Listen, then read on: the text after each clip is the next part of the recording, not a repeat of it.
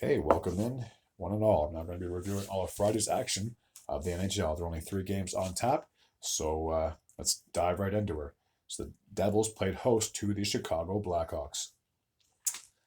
In the first, Jake Dickinson would kick things off for the Blackhawks, getting a power play goal with just 4 minutes and 55 seconds remaining, 13th of the season, assisted by Vlasic. In the second, Holtz would tie the game up for the Devils, getting his 9th goal of the year, assisted by Nemec. Tkachuk would get his 3rd goal of the year, giving the Chicago Blackhawks a 2-1 lead heading into the 3rd period. That was a shorthanded goal, and that happened with 1 minute and 36 seconds remaining in the frame. Nemec would tie the game up for the Devils 5 minutes and 41 seconds into that 3rd period. His 2nd goal of the game, assisted by Tierney and Singlehaler. McLeod would give the Devils a 3-2 lead, getting his 10th goal of the year, assisted by Lazar and Holtz. Toffoli would then add a late goal, increasing the lead to 4-2 in favor of the Devils, and that's where we would stand at the end of this match.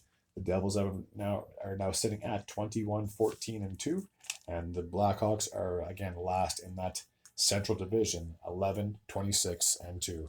So not only did the Blackhawks take the L when it came to the win-loss column, they actually lost Connor Bedard. I think he had a fractured jaw from a hit from Brendan Smith. Now, I give props to Nick Foligno for stepping up to his teammate and answering the call and duking it out with Smith. But if you're a Blackhawks fan, you got to be a little upset that your star guy that you just drafted is now, I think they said he was going to be out at least a month, maybe even a month and a half. So there'll be no Connor Bedard on the ice for quite some time. All right, the next matchup takes place in Washington, D.C., and they played host to the Carolina Hurricanes.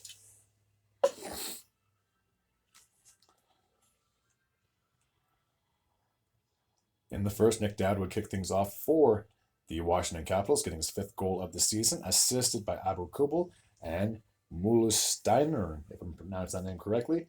Dylan Strome would increase the lead to 2-0 for the Capitals, getting his 14th goal of the season from Ovechkin and John Carlson, and that was a power play goal with 3 minutes and 31 seconds to go in the frame.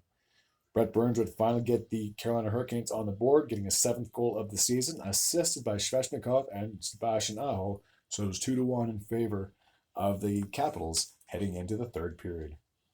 And in the 3rd, the Hurricanes just took absolutely over.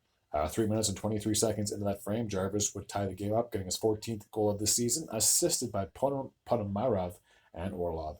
Svechnikov would give the Carolina Hurricanes a 3-2 lead, getting his 9th goal of the year, assisted by Aho and Burns, and that was a power play goal with 7 minutes and 19 seconds to go in the frame. Brett Burns would get a power play goal of his own, getting his 8th of the season, assisted by Svechnikov and Aho.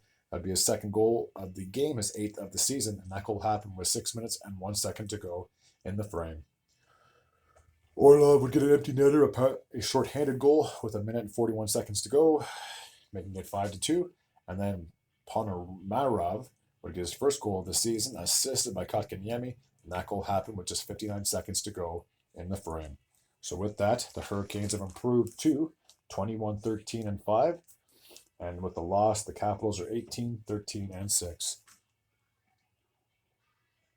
All right, and the last game from Friday took place in Anaheim, where we had the Ducks, and they played host to the Winnipeg Jets.